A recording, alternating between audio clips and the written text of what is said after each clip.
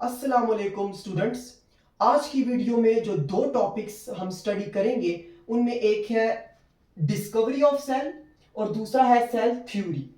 दोनों टॉपिक्स बहुत इंपॉर्टेंट हैं, तो स्टार्ट करते हैं डिस्कवरी ऑफ सेल से। लेकिन इससे पहले कि हम सेल की हिस्ट्री या डिस्कवरी को समझें, पहले हम ये समझ लेते हैं कि ये सेल सेल क्या है।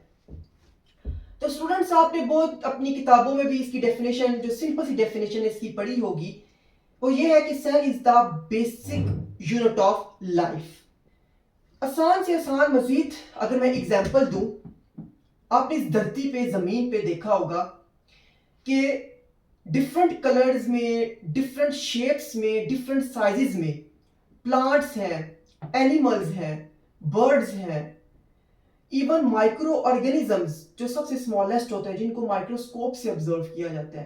ये जितने भी लिविंग ऑर्गेनिजम्स हैं, सारों की मैंने बात की है, ऑल लिविंग ऑर्गेनिजम्स।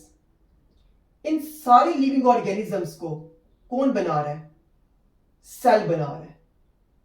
इनकी बॉडी के स्ट्रक्चर्स जो है ना, हर हर अगर आप अब देखें कि हर लिविंग ऑर्गेनिज्म का बॉडी का स्ट्रक्चर कितना कॉम्प्लेक्स होता है।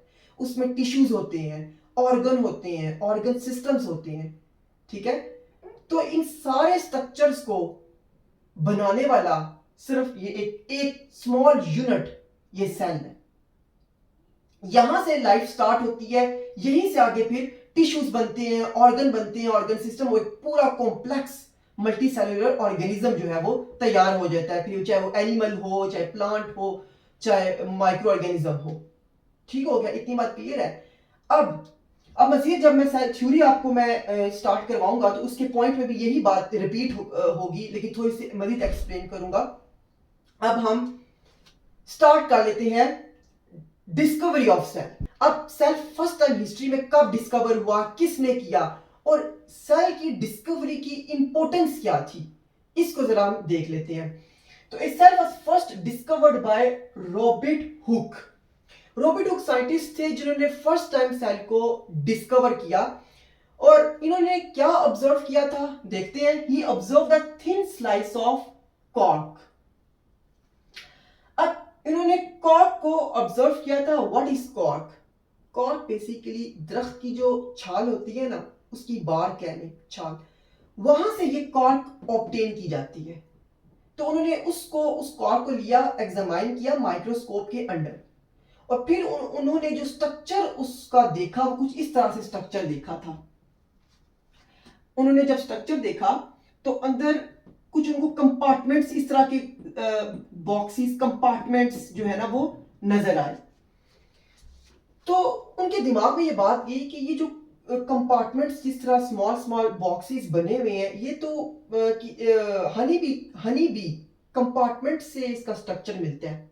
यानी जो शहद की मक्खी का जो छत्ता होता है ना, उससे इन्होंने मिलाया था कॉर्क के स्ट्रक्चर को। क्योंकि हनी, अगर आप शहद की मक्खी के छत्ते को देखें तो उसमें भी आपको इस तरह से ये बॉक्सेस नजर आएंगे, वो कंपार्टमेंट्स होते हैं ना, इस तरह से हनी बी का स्ट्रक्चर आपको नजर आएगा। इसी तरह कॉर्क का भी उनको कुछ इसी तरह सा स्ट्रक्चर नजर आया।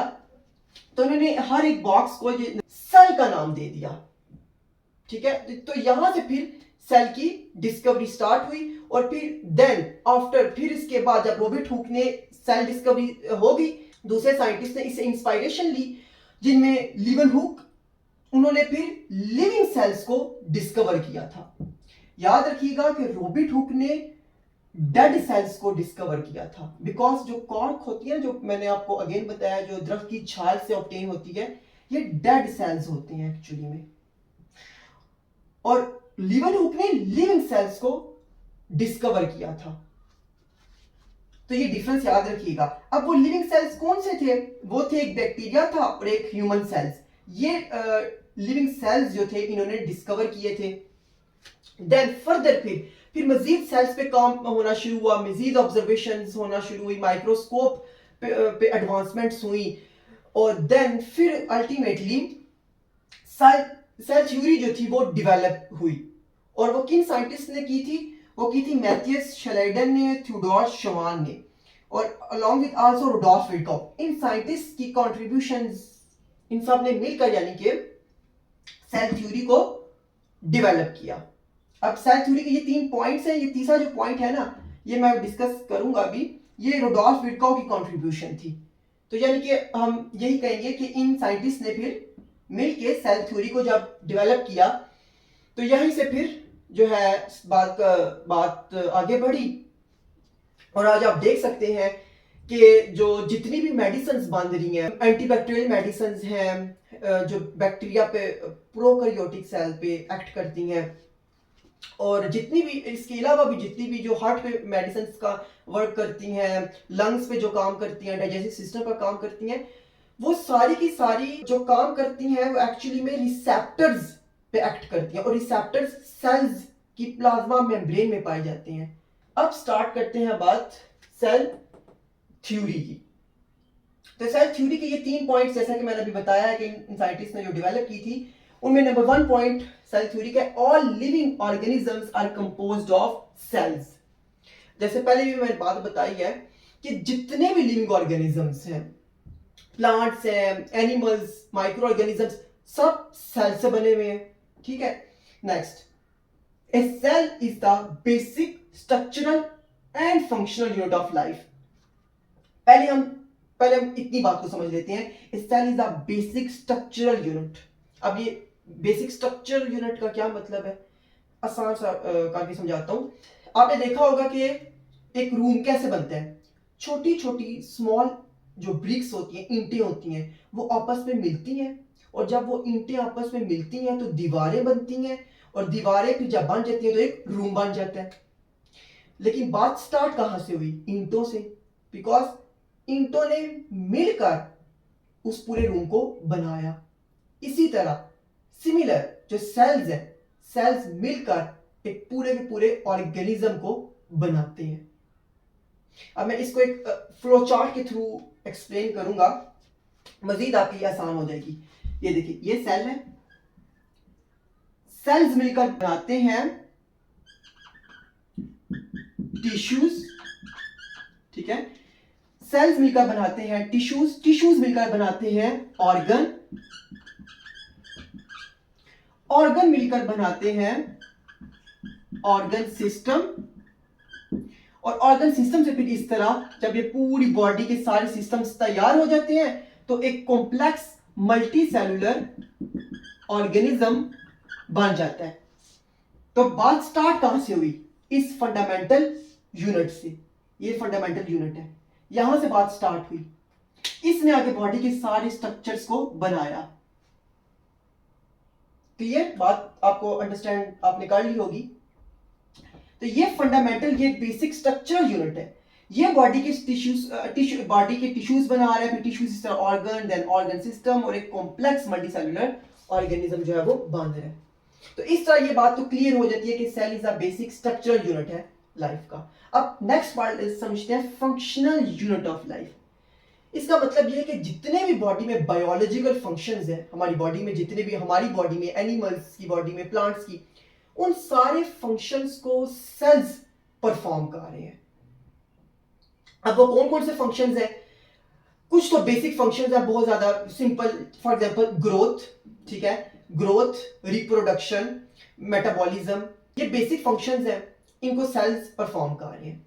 इसी तरह अब कुछ सेल्स के स्पेसिफिक फंक्शंस भी हैं। For example red blood cells, red blood cells oxygen को ट्रांसपोर्ट करती हैं टिश्यूज में। जो व्हाइट ब्लड सेल्स, उनका क्या फंक्शन है, व्हाइट ब्लड सेल्स जो है वो इंफेक्शंस और पैथोजेंस को जो है ना उनके अगेंस्ट काम करते हैं। मजीद मसल सेल्स, मसल सेल्स का हमारी बॉडी में क्या रोल है, वो कॉन्ट्रैक्ट होते हैं, स्केलेटल मसल्स जो ये हमारी बोन के साथ अटैच होते हैं, ये कॉन्ट्रैक्ट होते हैं, और जब ये कॉन्ट्रैक्ट होते हैं तो मूवमेंट होती है। इसी तरह जो नर्व सेल्स हैं हमारी बॉडी में, वो क्या करते हैं, उनका फंक्शन ये है कि वो इलेक्ट्रिकल और केमिकल सिग्नल्स को ट्रांसमिट करते हैं, और हमारी बॉडी और कम्युनिकेशन होती है हमारी बॉडी के सिस्टम्स के दरमियान। तो ये सेल्स के सारे जो फंक्शन, ये सेल्स इनको कंट्रोल यानी परफॉर्म कर रहे हैं। नेक्स्ट तीसरा पॉइंट है, all cells arise from pre existing cells. यानी हमारी बॉडी में जो नए सेल्स बनते हैं वो डिवीजन के प्रोसेस से बनते हैं। जो पेरेंट सेल्स होते हैं वो डिवाइड होते हैं, और डिवाइड हो के फिर वो नए सेल्स जो हैं वो बनाते हैं। अब सेल डिवाइड्स क्यों होते हैं, क्यों नए सेल्स बनते हैं? अब एग्जांपल देखिए, एम्ब्रियोनिक डेवलपमेंट, जब बेबी की डेवलपमेंट होती है उस दौरान आपको पता है कि सेल्स जो है बहुत इंक्रीज, उनकी अमाउंट बढ़ती है, सेल डिवीजन बहुत ज्यादा उस दौरान होती है। तो क्यों होती है सेल डिवीजन उस दौरान? बिकॉज इस वजह से कि सेल डिवाइड्स होंगे, नए सेल्स बनेंगे, फिर वो जो नए सेल्स बनेंगे, ठीक है, उनकी अमाउंट बहुत ज्यादा, लार्ज पॉपुलेशन में बहुत ज्यादा अमाउंट में नए सेल्स बनेंगे। फिर उन्हीं उन्हीं सेल से आगे सेल स्पेशलाइजेशन होगी, यानी कुछ रेड ब्लड सेल्स बनेंगे, कुछ मसल सेल्स बनेंगे, कुछ नर्व सेल्स बनेंगे, ठीक है, कुछ एपिथेलियल सेल्स बनेंगे।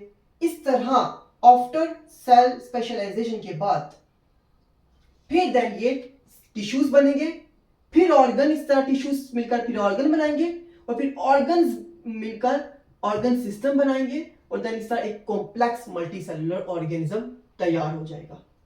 तो यहां से पता चला कि सेल की डिवीजन से एक कॉम्प्लेक्स मल्टीसेलुलर ऑर्गेनिज्म जो है वो बनेगा। तो ये इंपॉर्टेंस है सेल डिवीजन की। ये सारे पॉइंट्स थे सेल थ्योरी के। प्लीज अगर आपको वीडियो पसंद आई हो तो जरूर लाइक कर दीजिएगा। नेक्स्ट वीडियो में मिलते हैं। अल्लाह हाफिज।